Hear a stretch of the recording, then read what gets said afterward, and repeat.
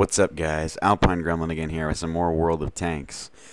Today we're going to be taking a look at the T110E3. This is a Tier 10 American heavy tank. It's obviously the non-turreted alternative to the T110E4, which is the other line of the two American tank destroyer lines. And to be perfectly honest, guys, I don't really like this tank. No, I don't. I absolutely adore this tank. Well, this tank destroyer, actually. Now, we're going to go... Now, why is that? Well, we're going to take a look at all of the things about this tank. First of all, when you go from the T95 to the T110E3, you're going to notice several differences. They have the same amount of frontal armor. 305 millimeters of frontal armor, 305 millimeters of frontal armor. The T110E3, though, the armor is a little bit better angled. So, in a way, the effective armor thickness is a little bit better than the T95 from the front. The mantlet is basically the same, as you can see. They're very similar. The difference you're going to notice is first of all, the E3 is much faster than the T95.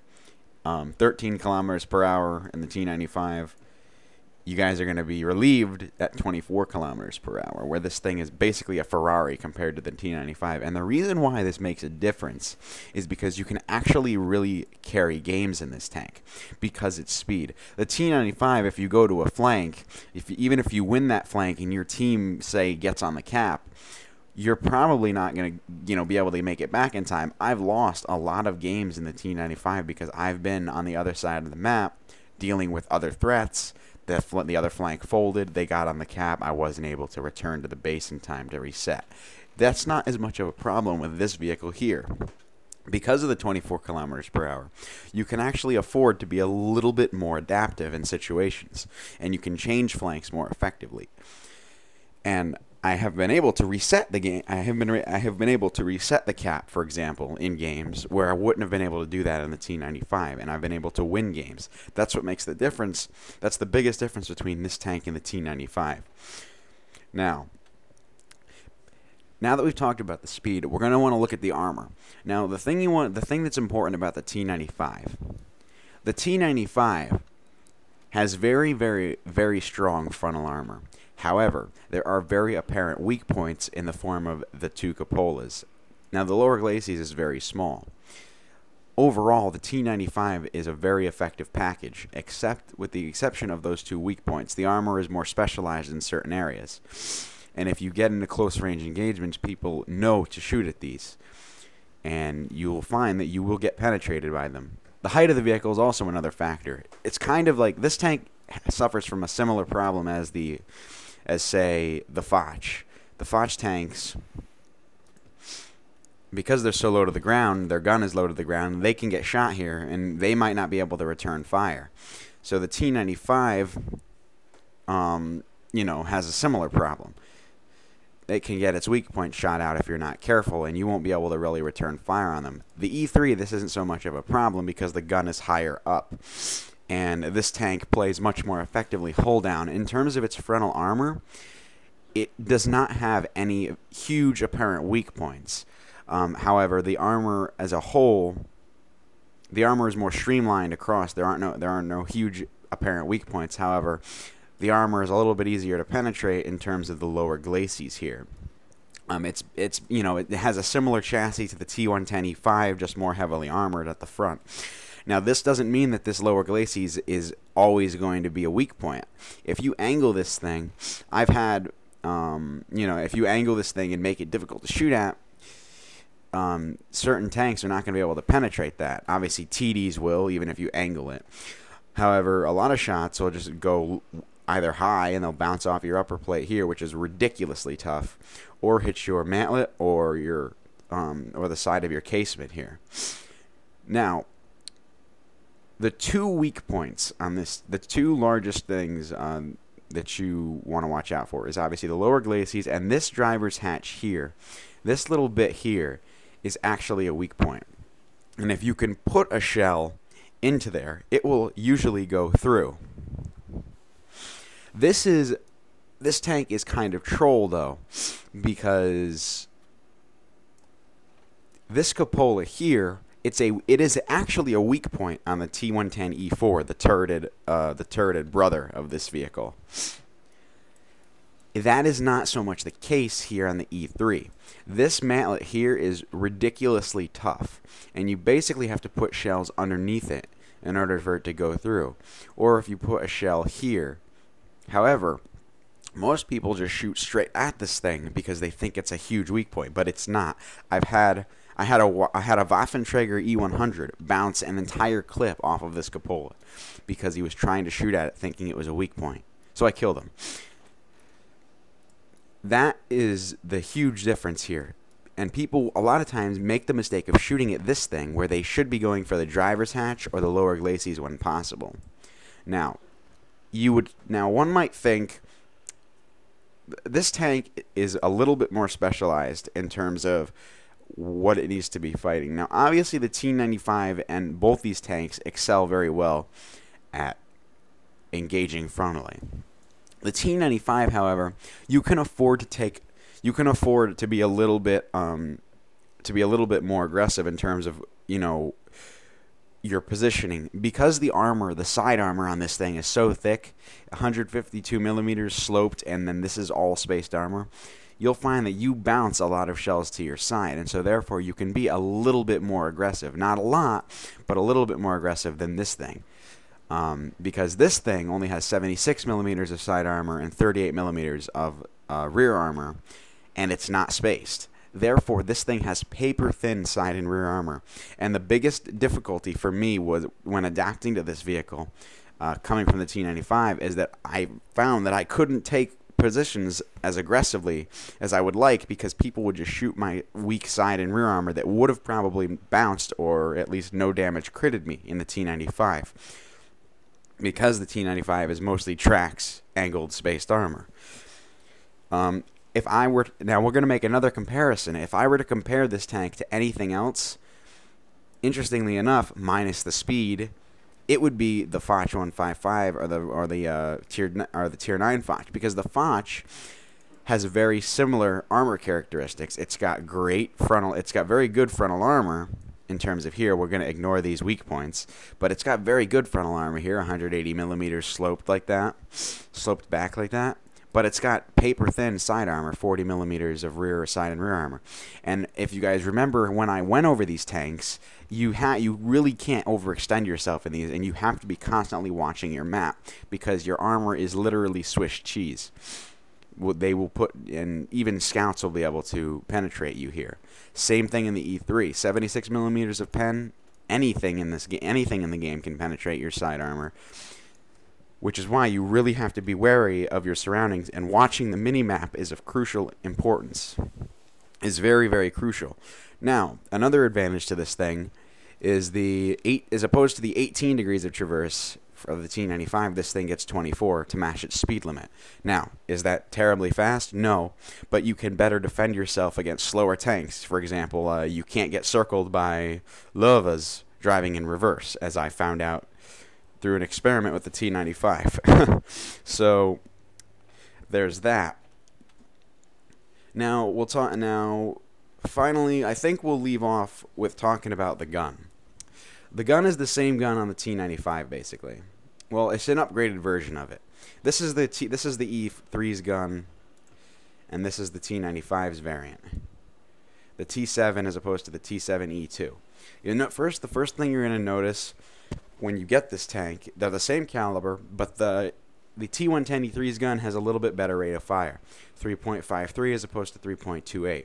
That's about 14.2 seconds as opposed to the T95's 15.18 seconds or so. It's got 295 millimeters of penetration as opposed to the 276 of the T95's gun. It does the same amount of alpha damage. However, you'll notice that, interestingly enough, the HE shells actually do more damage on average, 1100 as opposed to 950. It's got a little bit less dispersion, so the accuracy is a little bit better, 0.36 as opposed to 0.38. And they got the same aim time, and they weigh about the same. And so this tank, because of the great gun handling of this gun, you can find that you don't have to aim I mean, it's always good to aim, but you don't have to always wait to fully aim. If you need to take that shot because it's a matter of life or death, you can usually afford to take a little bit more clutch shots because the gun is because the gun is a lot more accurate, and the aim time is good anyway. 2.5 seconds on a TD, as you know, where tanks like the Jagdpanzer E100, for example, would be taking 2.7 seconds, or the Foch, which would be taking 3 seconds. You know, you have that little advantage, which could make a difference in an engagement. So, in terms of my equipment, I have a large caliber tank and rammer, obviously, to get the reload down a little bit. I have an enhanced gun laying drive to help that good aim time, and I've got a toolbox because this tank will be taking a lot of track damage as people frantically try to track you to stop them from, as they try to stop you from shoving this 155mm gun up their ass. So as for my loadout, I pack 25 AP. I don't load premium, and I pack 2 high explosive rounds. I have a obviously small repair kit, first aid kit, and an automatic fire extinguisher because this thing does get set on fire. Especially if somebody puts shots into your side and rear. Obviously that engine is very susceptible to fire, and artillery loves to shoot at E3s. So that's another thing you want to be watching out for, and make sure you want to usually be conscious of where the enemy artillery is if they decide to bring their guns down on you. So anyway, if we look at my crew, first of all, they've all trained up in Brothers in Arms. They've all got repairs, and everyone but the second loader is working on firefighting right now. Because fires, I noticed, are a issue in this. My second loader is working on safe stowage, just because the ammo can get damaged in this thing as well.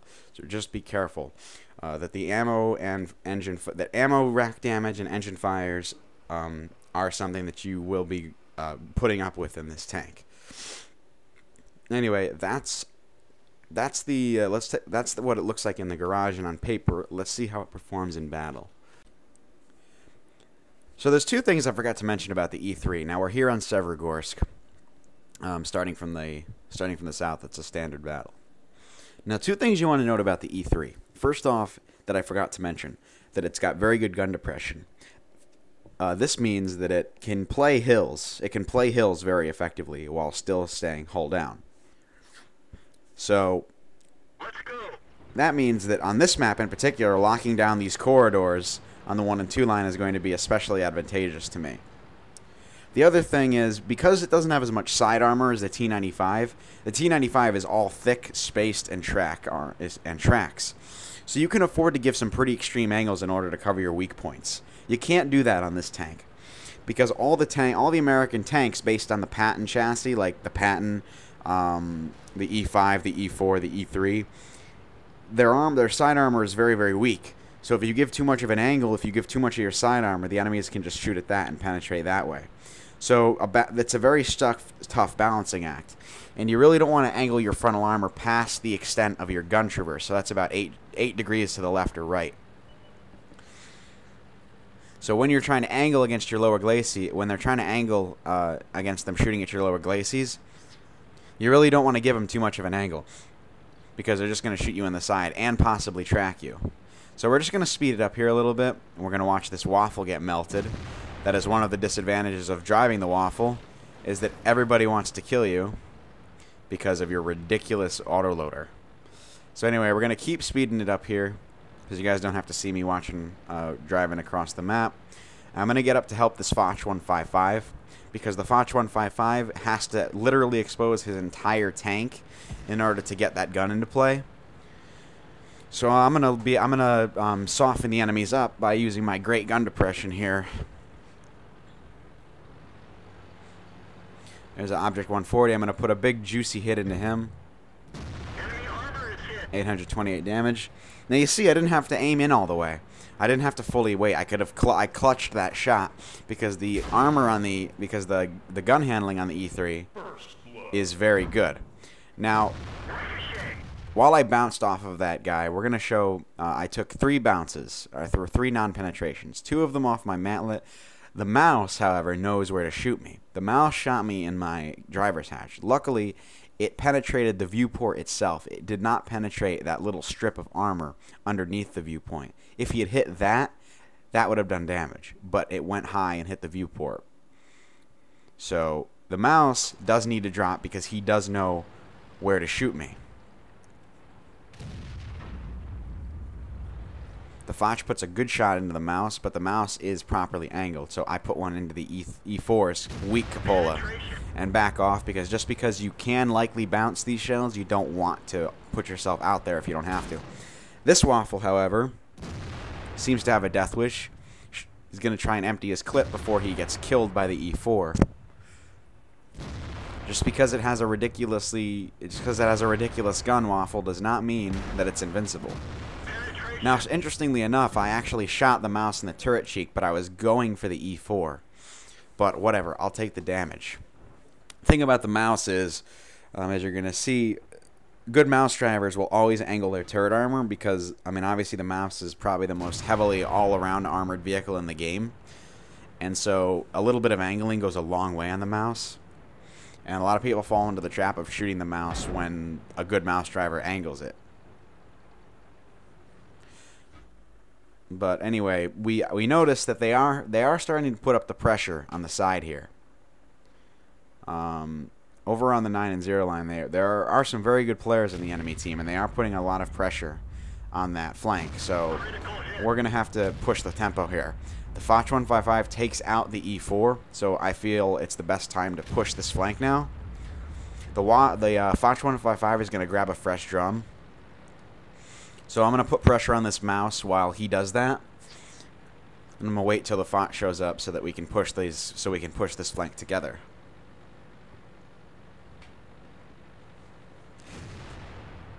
Mouse just fired. But he is going to be reloaded in time. Now, what you want to notice when I'm coming around this hill, or when I'm coming around this corner, there he's spotted.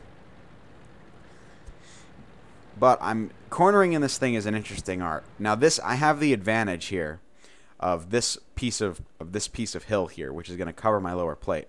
From the mouse's perspective, if we can just try and kind of zoom into where his gun would be, you can see how much of my tank is actually showing to him, and those aren't really very good shots from his perspective. So what's going to happen is he just takes my tracks off. And now here's the deal. I don't shoot the mouse here. Even though the penetration marker is indicating green, that is going to bounce because that turret armor is just so thick, and he angled it like that. There's no way that's going to go through. Neither is shooting his cheek at this angle, so I'm waiting until he gives me a little bit of a flatter angle. Right about now, the Foch puts one into him, I put one into him, and kill him. Now the Foch was using heat. I was not, however. So the mouse is naturally going to start bitching about gold. But here's the proof right here, Bao. I don't load gold in this tank. Or in really any of my tanks for that matter. But ignoring this guy's bitching, come around the corner and meet an E5. E5 bounces off of my superstructure. I go around. I'm going to take out the 140 because he is the most likely to circle me. I bounce another shot from the E5. Now, interestingly, the E5 from this angle does have a good shot on my side, and he would have penetrated that at that angle. But he tried to shoot my lower plate, I think. Yeah, you can see where he bounced off my lower plate. So I start to angle against the E5, but I see the waffle. So I angle against the waffle first. Then I turn back to the E5, and I put one into the E5's lower glacis plate and take him out. I mean, well, not take him out, but I take 649 damage off of him. He bounces again, and so now he starts retreating down the hill, so I'm going to push on him. The Foch 155 is coming in.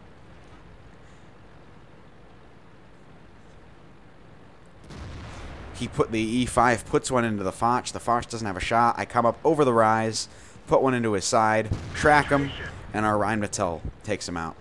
So I start backing up because the Foch just took a hit. I just took a penetrating hit on my lower glacis from that waffle, the E100.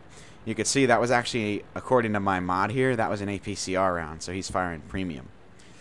So anyway, there's only 3 enemy tanks left left on the team, but they are pretty good players, particularly the Waffle and the E3 on the enemy team, and they are pushing that flank hard. And there's really only tier 8s and 1 tier 9 to stop them. The Foch and I are still on this side of the map. So now is a good time as any to head back. So I'm going to speed this up again so you guys don't have to watch me, you know, driving across the map. Now that ISU is going to get into a little bit of trouble, and I tell him to hold back and wait for me. Unfortunately, he pushes too hard, and then the enemies counter push him. So he ends up going down before he can really do anything. But he does put a good shot into that into the enemy E3, who unfortunately takes him out. But anyway, it's too late for that. There's only 5 minutes left in the game, and there's only 3 of us left. So I'm going to have to push the tempo. Now the Rheinmetall, I notice, is pushing up behind them. So now I'm going to start putting some pressure here. The Foch is getting into a shooting position to cover the hill as well. So now is a good time as any for me to push this flank. And because those guys don't know where we are, they haven't spotted us yet, they're going to have to cover one angle apiece. They're going to have to split their attention because they don't know who's coming from where. So there's a target, the Carnarvon. I put one into the back of his turret for 736 damage. That hurt. Now I back off. Now there's the E3. I know where the E3 is now. The only thing that I haven't spotted yet is the Waffle. But even though the Waffle does a lot of burst damage, I want to take out the E3 because he's got the more damaging, steadier damage per minute than the Waffle and the Carnarvon do. So that Rheinmetall gets melted by the Waffle. The Carnarvon bounces off me. Now I know what to shoot at. I need to take out that E3. That E3 has to drop. So I shoot him in the driver's hatch. I can't really see him through the trees, but I make an estimate as to where the driver's hatch would be. And boom, take him out. Now, this is where the E3, this is where a T95 probably would have been pretty bad, wouldn't have been as well off. You're going to see that the better traverse speed and overall speed allows me to engage these guys.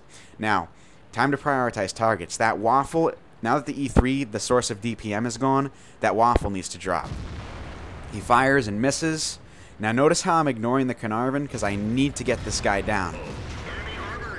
Now that the Waffle is down, the Carnarvon really can't do a whole lot against me. Now he can still, he's on my side now, so he can penetrate me. But his gun doesn't do a whole lot of damage, and I saved all of my HP pretty much for a moment like this. So now I can afford to ignore enemy tanks in order to take out the more pressing threat. But now that it's only the Carnarvon, it's time to end this. 3 minutes left. Enemy armor is destroyed. And I take him out for the kill and the win. So now we'll take a look at the after action report. Alright, so here is the after action report of that battle. We fired 14 shots, 13 direct hits with 11 penetrations. You remember we did bounce a couple shells there in the beginning off of the E4 and the mouse. Well, not the mouse, the E4 mostly. We received 18 hits, 5 of them penetrated, 13 were non-penetrations, and some of those penetrations, those were mostly at the end where I had to turn my attention away from the Carnarvon. But we did get, 7,650 potential damage received, which is pretty much average in this tank, at least, in this TD. And the same thing with the T95. These are big. These big damage numbers, these big potential damage received numbers are average in these vehicles because they just have so much armor. Steel wall, obviously. We ended up doing 6,793 damage, 5 kills, and we got a nice 1,249 XP. I believe this was an ace tanker game, but I don't remember exactly. I don't have the actual picture of the complete after action report. I just have the team list, but I think it was a mastery badge. Anyway, guys, now we're gonna look at another example of the E3 in a different environment. Alright, so now we're on El Haloof, a little bit different of a map than Severogorsk. However, it still is advantageous to the E3. especially the position I'm going to want to be taking up. Now, you notice there is no artillery in this game.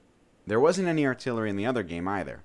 So this tank really does well when there isn't the threat of artillery looming overhead. And because there's no arty, I'm going to go to the A line in order to hold off the enemies there.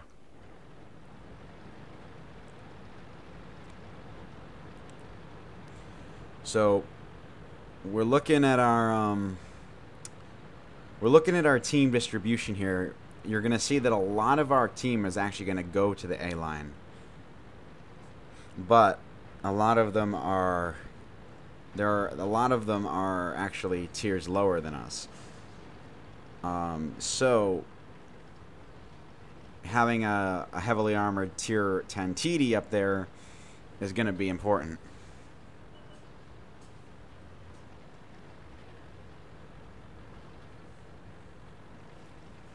So we'll just speed up.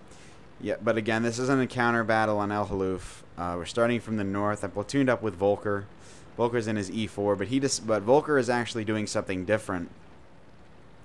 Volker is going down to the is playing the south pretty much, which he doesn't really. I don't think we ever really do in our TDs. We do those a lot in our mediums, but still. Anyway, we're coming up on this here. We're coming up on the A line now. You can see that 704 took a hit in his side, so I'm not too keen about crossing now, especially with that Leopard PTA spotting for everybody.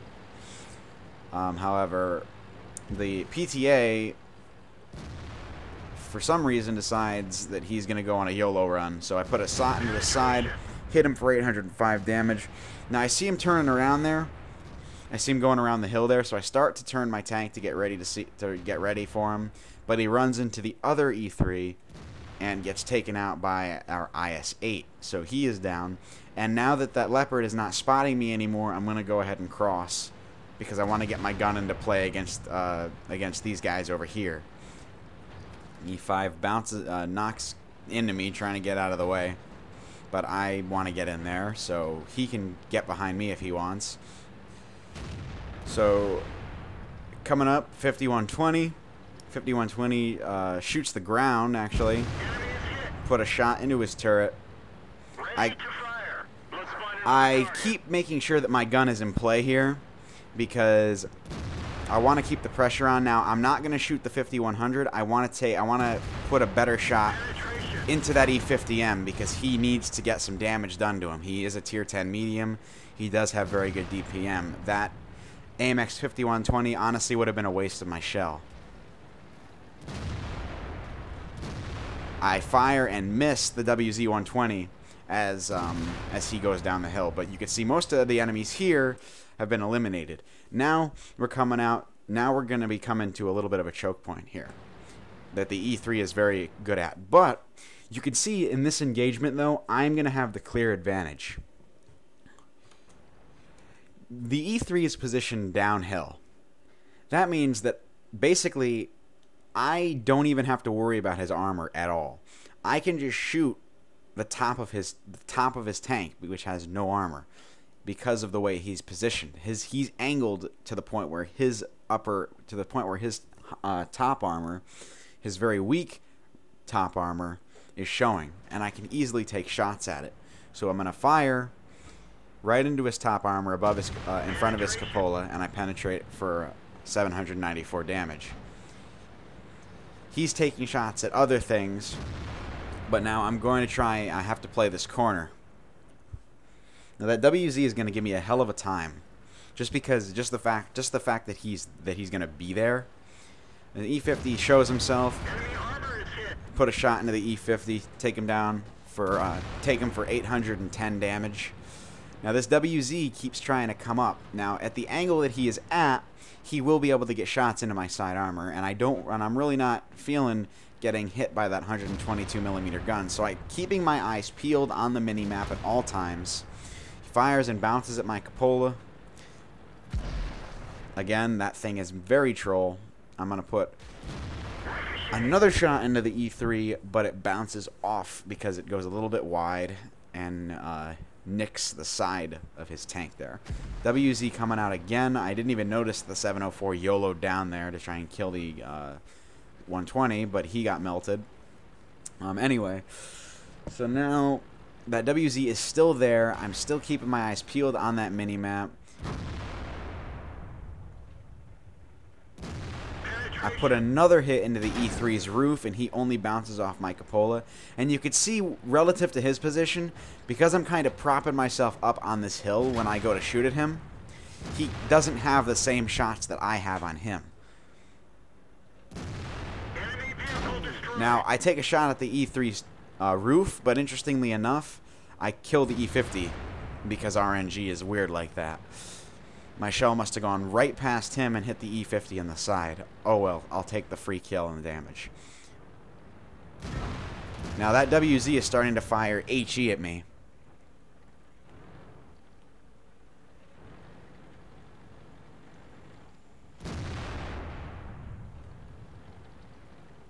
Now remember, I've still got an E4. I've still got an E5 behind me. I fire at the E3 again, but I don't go through. Now he's only at 106 HP now. That E3. That WZ did put a high explosive round into me for 216 damage. There, he did another 82 damage. So this guy is gonna have to go down at some point. But this is where I make a little. This is where I'm alone now against these guys. Now, basically, I'm going to have to make a decision here. I need to kill that E3 because he's providing overwatch to the WZ. But the WZ is also a threat on my side. I rushed that shot, and I wasn't able to go. I didn't even aim there. That was my bad. And he could have probably gotten a free shot on me, but he doesn't.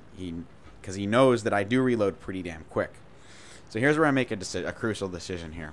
That E3 has to drop, but I don't have the same shots that I had on him originally. He's making it really difficult for me to actually go through. So I make the decision to load my 2 HE rounds for this E3. He's only at 106 HP.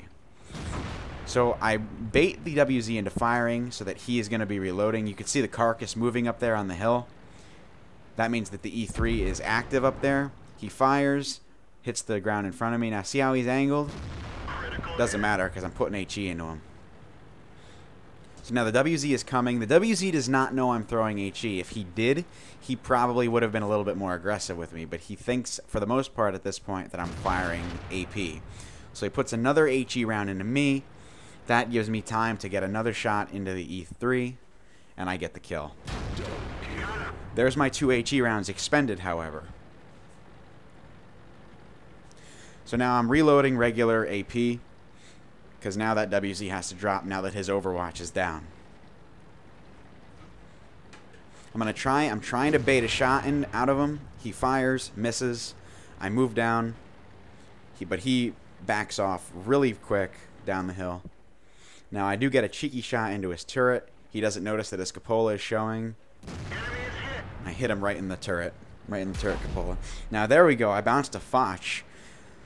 I got to get out of there because he's going to be reloaded in 5 seconds. WZ coming up for another shot. I push down on him.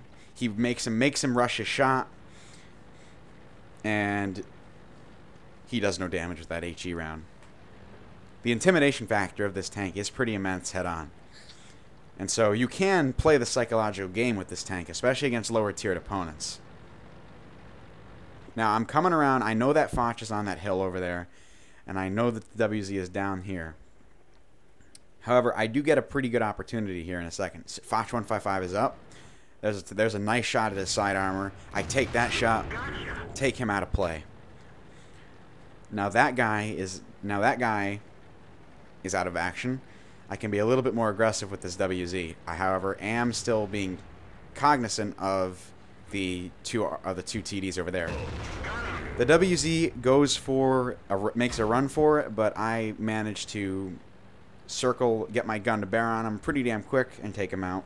I took a bounce from the Waffenträger Panzer IV, but now there's only 2 enemies left: the Maus and the WT Alf Panzer IV. Now would have been a really good opportunity for me if I had my HE rounds, but I'm just going to speed it up here because nothing really happens. All I do is I'm really waiting for him to come out. and he doesn't, and I take one shot and I miss. That's all I really need to know about that engagement. But now I'd make the decision that Mouse down there is kind of kicking everybody's ass. I need to take out this Waffenträger Panzer IV, because if I go after the Mouse, then this guy will have shots on my side. 3 minutes left. So here's what you got to notice about how to approach an enemy. The waffle is just went dark. I want to make it so that he has as little time to react to me as possible. So with the 50-meter view range, with the 50-meter detection range rule in effect, he would be able to see me if I went straight on the path that I was taking around that rock. What I'm instead going to do is I'm going to move a little bit outward around the rock so that he can't really see me coming until I'm in a position to actually shoot him. So what we're going to do is we can see how I'm moving on the outskirts a little bit more here.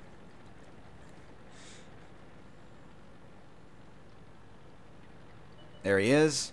He doesn't have a lot of time to react. Put one into him, but damn, what a low roll. I leave him on 66 HP. If I had used one of my HE shells on him, then I would have gotten him. I take a bounce from the Mouse.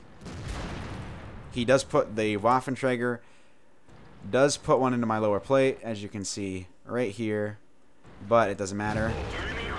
I take him out for the kill. Now, I stop here for a second and I wait. I waited out for about 5 seconds so that the Mouse, because what I wanted to do is I want to use that Waffenträger as hull down cover, but I know the Mouse is going to be aiming his gun this way, so I'm going to lose the spot. I'm just going to sit here for 5 seconds while I lose it.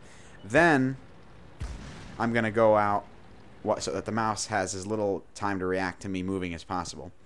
Now I try to shoot the engine deck of the Mouse, but it goes wide and bounces off the side.